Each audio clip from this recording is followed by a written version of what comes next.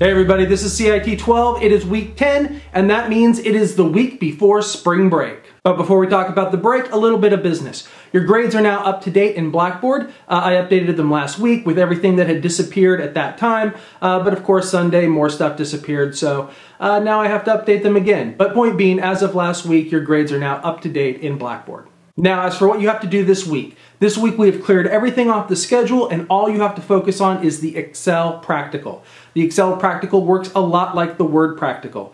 You're going to go to My IT Lab, you're going to download a set of files, you're going to then edit those files, and then once you're done editing the files according to that set of instructions, you'll upload your Excel spreadsheet, your finished Excel spreadsheet, back to My IT Lab for grading.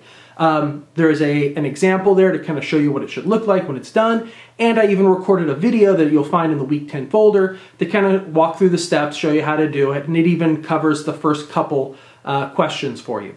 So everything that you need for the Excel practical is there in Week 10.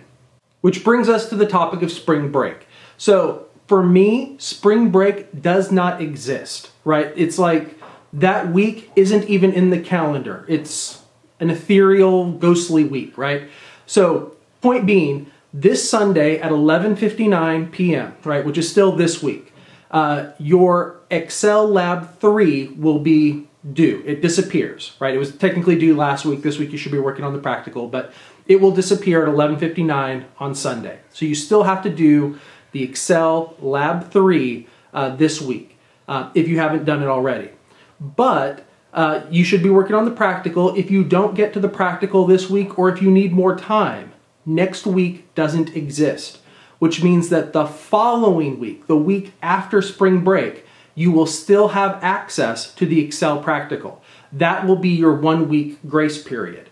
We will be starting other new material as well, but you will still have access to the Excel practical afterwards. Now, by the way, you have access to the Excel practical all during spring break.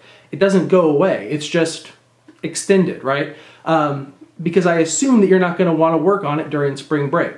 But if you want to, it's still there. And if you're falling behind in a few things, you want to use spring break to catch up, that's not a bad time to do it. But just so you know, you don't have to get it done during spring break. I pretend that spring break doesn't exist, and your 1 week sort of late grace period will actually be the week after spring break for the Excel practical. Now, if I were you, I wouldn't wait that long.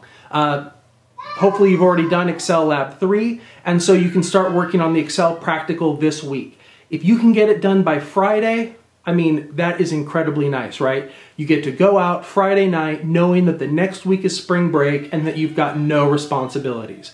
When you come back to class after spring break, everything after this is a lot easier. The next program that we're going to be working on in Office is PowerPoint. It's making slides, doing little animations.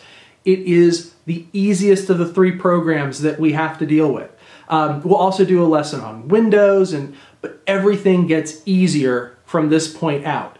So if you can, before you leave for spring break, finish the Excel practical. You can enjoy your spring break, and when you come back, you'll know that this class is a lot easier all the way through the end of the semester.